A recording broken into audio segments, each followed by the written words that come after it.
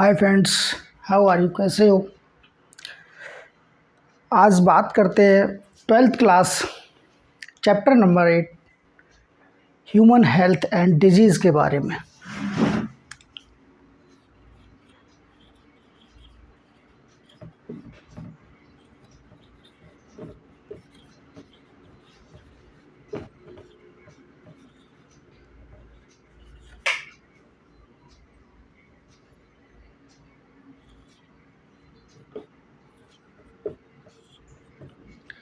क्या है human health and disease?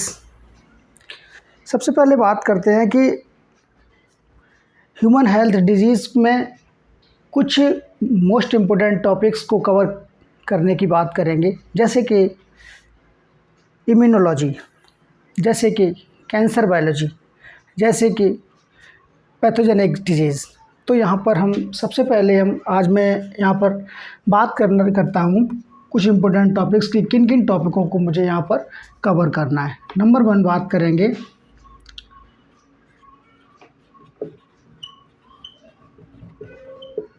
Pathogenic disease, जिसमें कि हम बात करेंगे चल कर के मलेरिया,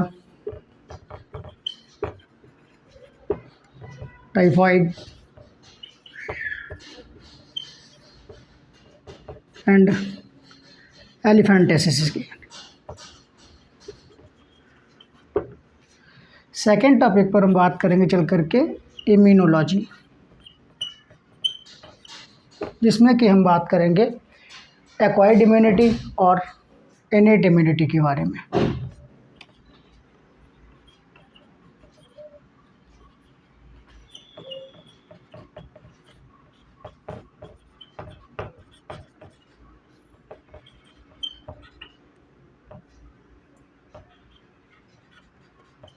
इनेट इम्यूनिटी के बारे में।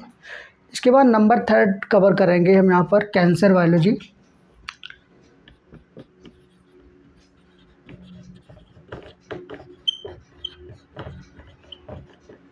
Cancer biology. इसके बाद इसमें मोस्ट इम्पोर्टेंट टॉपिक्स, इसके बाद एक और आता है जिसे हम यहाँ बोल सकते हैं ड्रग्स एंड एल्कोहल। ओके, तो स्टूडेंट्स, यहाँ पर आज हम सबसे पहले जानेंगे कुछ पैथोजेनिक डिजीज़ के बारे में कि डिजीज़ है क्या।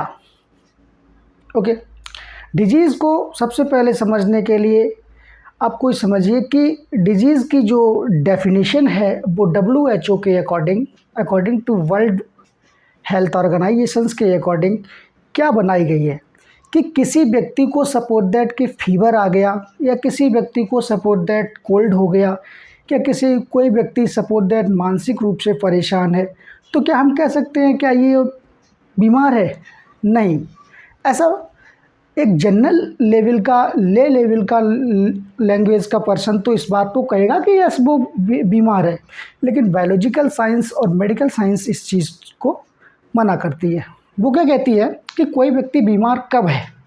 कोई व्यक्ति बीमार तब होता है जब वो फिजिकली, मेंटली एंड सोशली, उसने 3 एस्पेक्टों को कवर किया है। एक तो वो फिजिकली, दूसरा मेंटली और तीसरा सोशली। इन तीनों एस्पेक्टों के अकॉर्डिंग अगर कोई भी पर्सन बीमार है या तीनों प्रॉब्लम्स उसको शो हो रही हैं, तो उसे WHO के अकॉर्डिंग डिजीज़ कॉजेज पर्सन्स बोला जाएगा। कैसे? जैसे कि कहा गया कि फिजिकली अगर उसका कोई बॉडी का ऑर्गन डिसफंक्शन हो गया है, वो प्रॉपरली वर्क नहीं कर पा रहा है, एंड मेंटली, और वो उसके कारण वो मानसिक तौर पर भी चीज़ों को सही मैनिपुलेट नहीं कर पा रहा, इंटरप्रेट नहीं कर पा रहा है, नई चीज़ों को सही ढंग से समझ पा रहा है, और उसके साथ साथ अगर ये मेंटली भी ठीक है और फिजिकली भी ठीक है, और अगर पर्सन कोई सोशली ठीक नहीं है, सोशली टर्म का मतलब क्या है यहाँ पर? सोशल टर्म जो है समाज से जुड़ा हुआ टर्म है, मतलब कि वो अपने फैमिली मेम्बर्स के साथ या अपने ग्रुप जिन पीएस के साथ काम करता है, रहता है, बैठता है, या फिर एक पर्टिकुलर एक सोसाइटी को कवर करता है, अगर उन लोगों के साथ उसका तालमेल सही नहीं बैठ पा रहा है तो ये एक पर्सन बीमार है। इसे डिजीज़ पर्सन्स बोला जाएगा या इसे कोई भी मानसिक बीमारी बोली जाएगी। कैसे? यहाँ पर तो ये कुछ WHO के अकॉर्डिंग इसकी डेफिनेशंस को अलाउड किया गया है। इसके बाद सबसे पहले यहाँ पर कुछ मोस्ट इम्पोर्टेंट डिजीज़ेज़ जो हैं हमारे इस चैप्टर्स के अंदर दिए गए हैं, जिसमें कि हमने क्या बताया, ये मलेरिया एंड टाइफाइड एंड एलिफेंटिसिस। इनमें डिजीज़ को भी अलग अलग वेराइटीज़ में कैटेगराइज कर दिया गया है, जैसे कि पैथोजेंस अलग अलग टाइप्स के होते हैं। अब सबसे पहले टर्म आ जाता है पैथोजेंस। क्या होता है पैथोजेंस? पैथोजेंस को देखते हैं।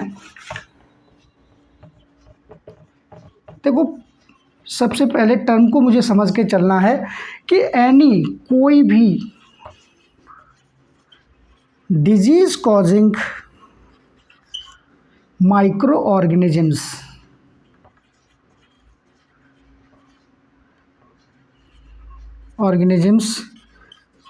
Are called pathogen. क्या कहा हमने इस बात में कि ऑर्गेनिजम्स तो बहुत सारे होते हैं, हमारे एनवायरनमेंट में बहुत सारे ऑर्गेनिजम्स देखने को मिलेंगे, लेकिन पैथोजेंस उसे कहेंगे जो किसी एनिमल्स के अंदर कोई ना कोई रोग कॉज करने का मेन कारण बनता हो। जैसे कि अब लैक्टोबैसिलस बैक्टीरिया की बात करूं, कर्ड के अंदर प्रेजेंट रहता है, या एंटमीबा हिस्टोलिटिका की बात करूं, हमारी इंटेस्टाइन के अंदर प्रेजेंट होता है, जिंजिविलिस की बात करूं, है ना।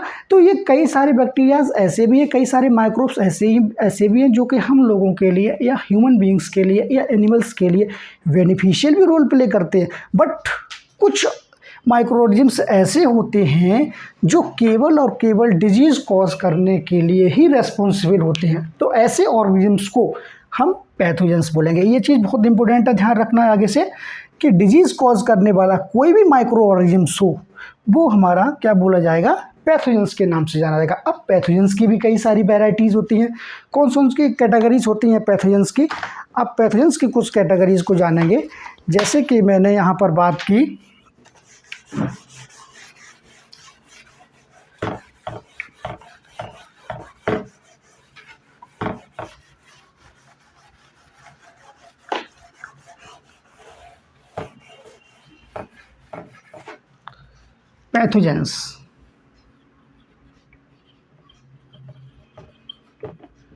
पैथोजेंस की कैटेगरीज देखते हैं।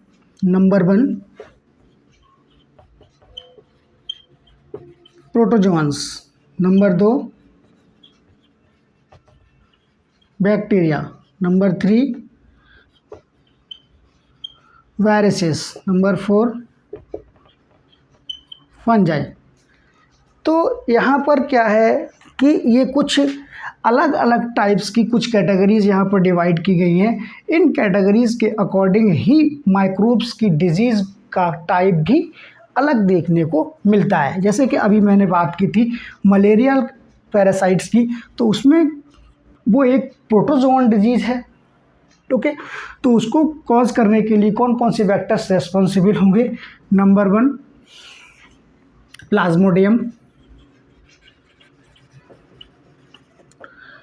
Plasmodium falciparum, plasmodium vivax and plasmodium malariae. Okay, इसी तरीके से बहुत सारे बैक्टीरियाज होंगे जो कि डिजीज़ कॉज करने के रेस्पॉन्सिबल होंगे, जिसमें कि हम बात करते हैं साल्मोनेला टाइफेरियम, नाम तो सुना होगा, साल्मोनेला टाइफेरियम, या इसे बोल सकते हैं साल्मोनेला टाइफी, जो क्या करता है, टाइफाइड कॉज करने के लिए रेस्पॉन्सिबल होता है। ओके, इसी तरीके से बहुत सारे वायरल डिजीज़ होते हैं, जैसे जिसमें कि हम नाम देते हैं किसका, कॉमन कोल्ड है, ओके, जिसमें कि क्या है, डेंगू है या हे फीवर है। ओके, इसी तरीके से बहुत सारे फंगल डिजीज़ होते हैं, जिसमें कि फंगल डिजीज़ आती हैं, उसे ट्राइकोडर्मा, फाइटोन। तो इस चैप्टर्स में सबसे पहले हम नंबर 1 डिजीज़ मलेरियल पैरासाइट से बात करेंगे। प्लाज्मोडियम्स की लाइफ साइकिल्स जानेंगे कि किस तरीके से हमारी आरबीसी को प्लाज्मोडियम रप्चर करता है और कैसे वो वहाँ पर जाकर के अपनी साइकिल कंप्लीट करता है। इन सारी चीज़ों को हम डिस्कस करेंगे चलकर धीरे धीरे। फिर आगे चल कर के इम्यूनोलॉजी के बारे में बात करेंगे। तो मेरे साथ बने रहिए, मैं आगे तक आपको कंप्लीट चैप्टर्स यहाँ के 11-12 के कवर कराने की कोशिश करेंगे। Okay, thanks.